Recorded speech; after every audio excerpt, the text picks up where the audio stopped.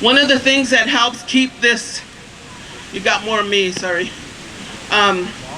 One of the things that helps through our communities and has kept us surviving genocide is that we take care of each other and we help each other out. And I guess some people call it volunteerism, right? We call it being indigenous because we have to take care of these relatives. And years ago, after the occupation, after the takeover of Alcatraz,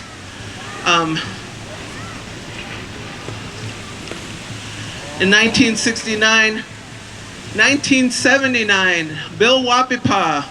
How many of you know of or have heard of Bill Wapipa? He is a Bay Area legend. He took that, what he learned from being in Alcatraz, and he learned from his ancestors. And he started the first AIM school over in Oakland, the American Indian Movement School for Kids. And then he started the return to Alcatraz, and we've been doing that since 1979 because he started that. And now we have his grandson and his great-grandson on this drum. Because at the same time, when we were AIM kids, at the time, their grandfather and grandfather, Mike Ballinger, we were kids, we were AIM kids when they took over Wounded Knee, when they took over Alcatraz. But we were taught that we take care of each other and we learn these sacred ways. And Mike learned all these songs, ceremony songs, blessing songs, honoring songs, grieving songs. We had songs for everything. And he didn't just keep it to himself. He taught, and for decades over at Friendship House in Oakland, he's been teaching people. Everyone is welcome. And they get on the drum and they learn these songs. And here we have his Bill Wapipa's great-grandson, Michael Ballinger's grandson and son, and then these other guys. But they show up. They were on the island. They show up when we need them, you know, because it's their calling. This earth, mother heartbeat, this drum, it's healing for us. And if you let it, it'll just go into your body and heal you. So let's have some songs from All Nations Singers.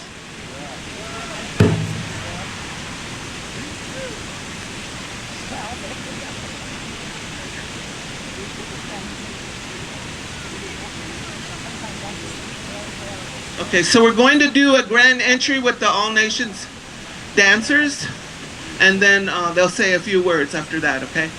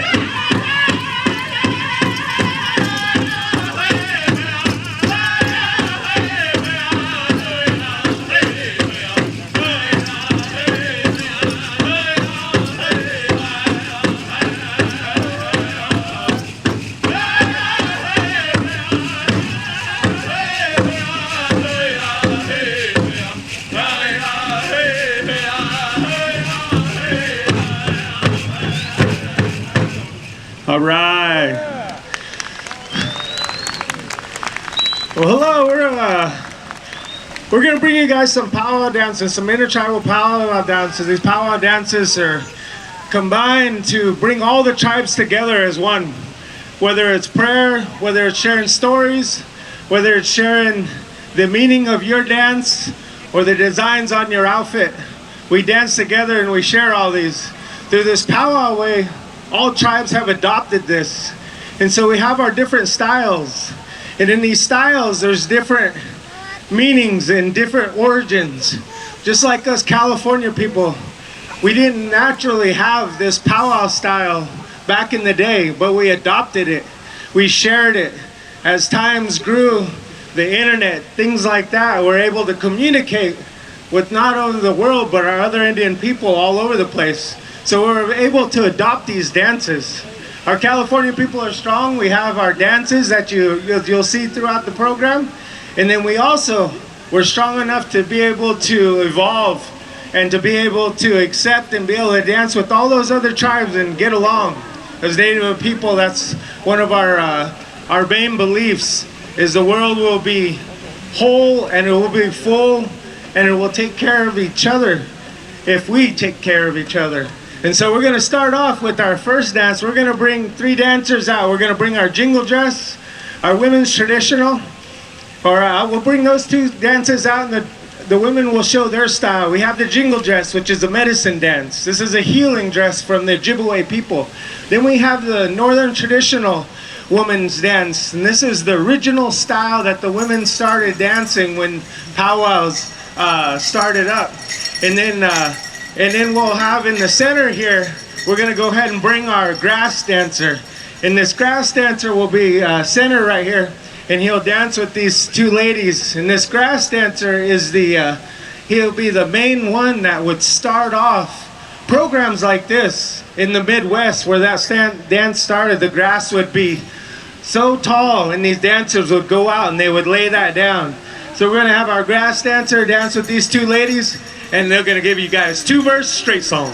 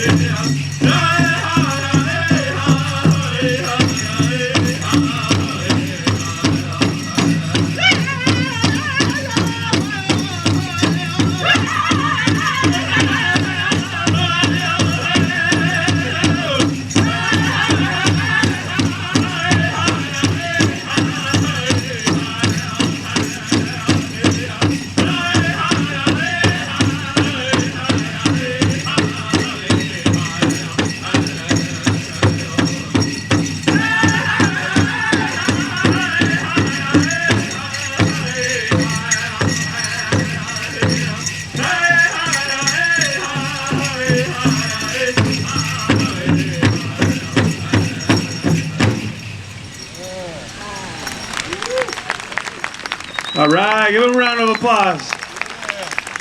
So that was 3 different styles dancing together, and that was called, like, it might be an intertribal.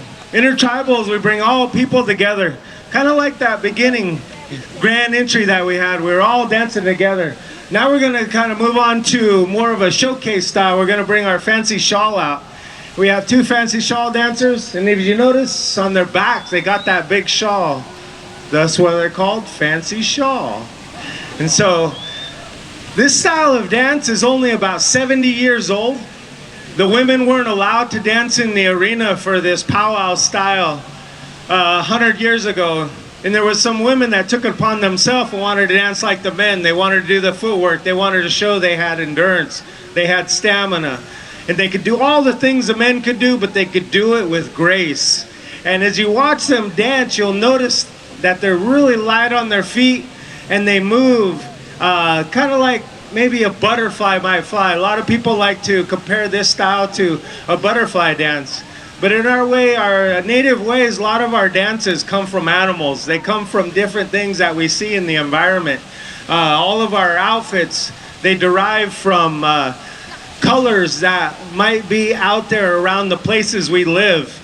And I'm from Mount Shasta area. I'm Winnemem Wintu, and then my kids are Winnemem Wintu, and then my wife is Potawatomi, and then we got some other tribes here, and everybody has their own colors that identify maybe their family, their clans, their tribes. So like on my outfit, I have a picture of Mount Shasta. I have flicker feathers.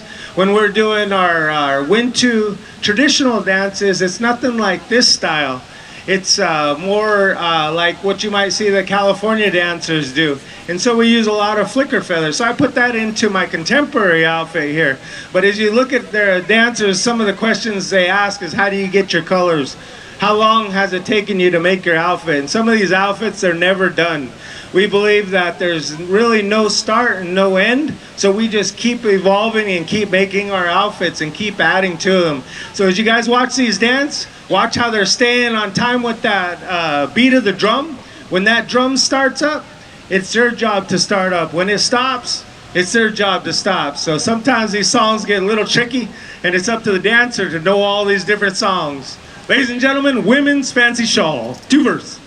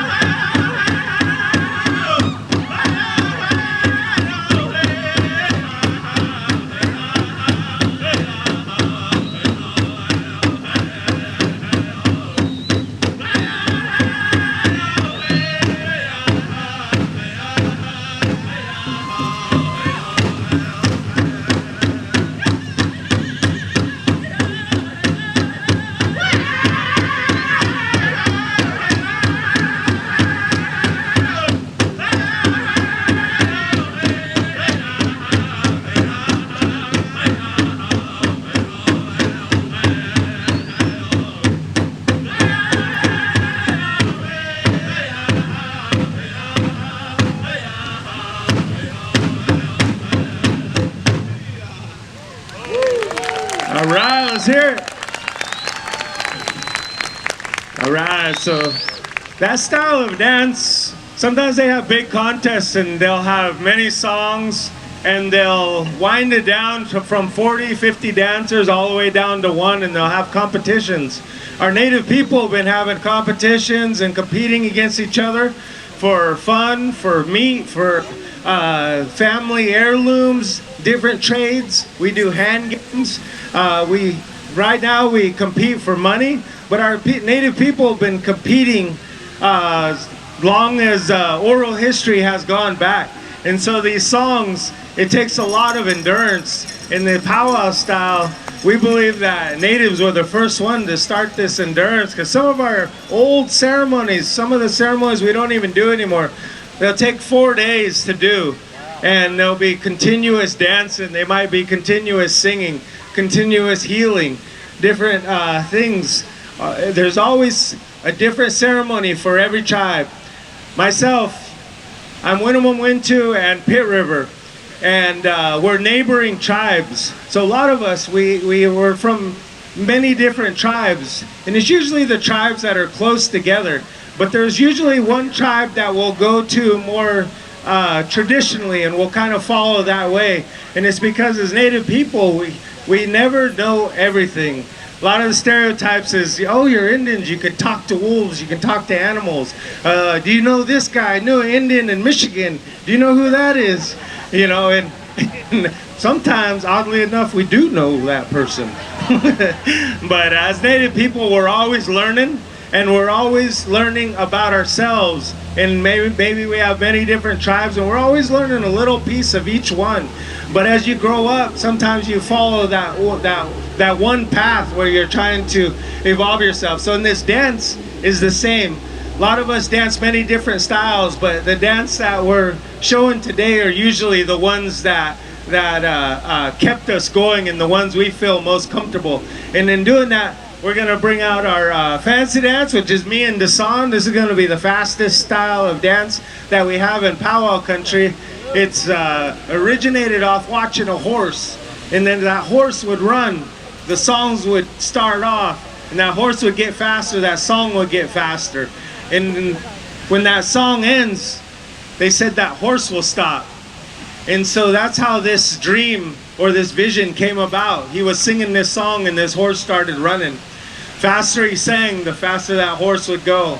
And so you see the angoras on the bottom of our feet to represent just that, the horse. Then we have whips, And then we carry other aspects that we have throughout our tribal life with the eagle feathers and things that we pray with. And then we try to use it all to come up with our own moves. Everybody has their own original style. There's no right and there's no wrong. The only wrong is if you don't stop when that drum stops, which happens a lot. A lot of times you say you're disqualified. So we'll see how me and Dasan do, see if we get the stop, see if we can stay in time with the drum. We're going to go ahead and go with 3 verses.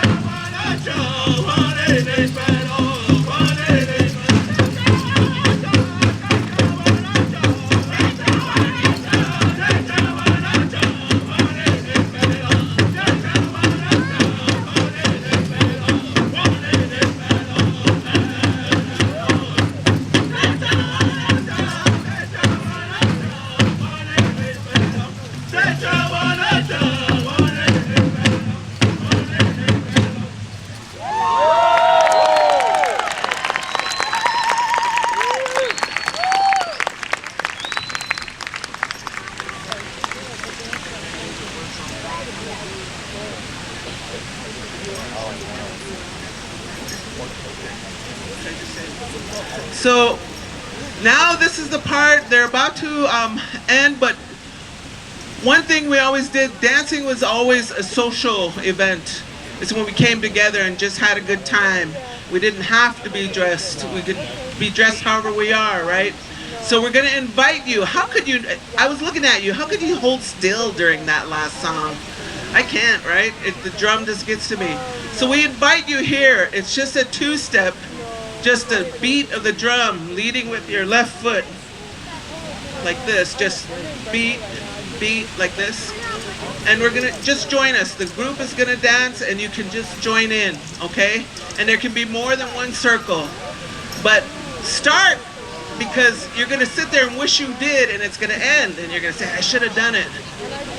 And the last thing I wanna say about our dancing in all tribes, this is the way we give thanks to Grandmother Earth. She's right there, feeling all of it. You're massaging her when you dance, that energy exchange that you have with her. So this is your way to say thank you to all your ancestors that are a part of this earth, right?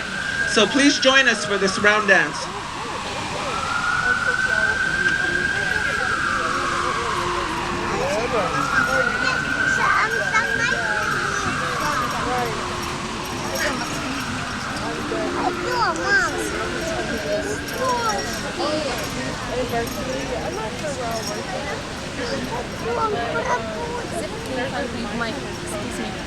Is it okay if I leave my purse with you here?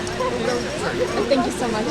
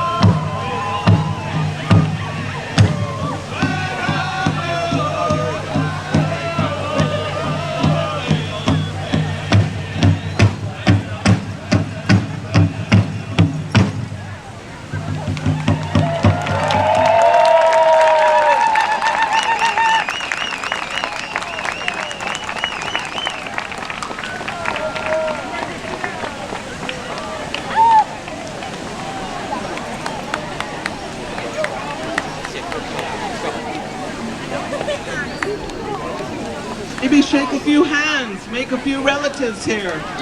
That's what it's all about. Introduce yourself to each other. We're all in this together.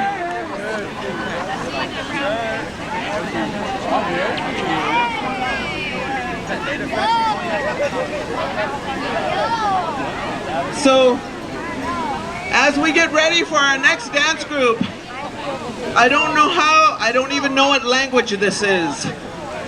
IHRE, Post Bank Carte.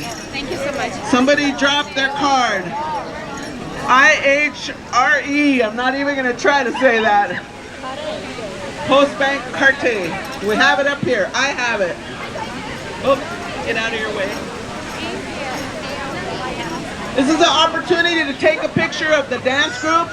All you people with your phones, step back a little bit. Okay, you ready?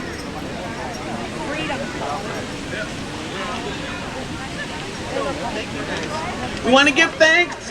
A round of applause for All Nations Drum Group.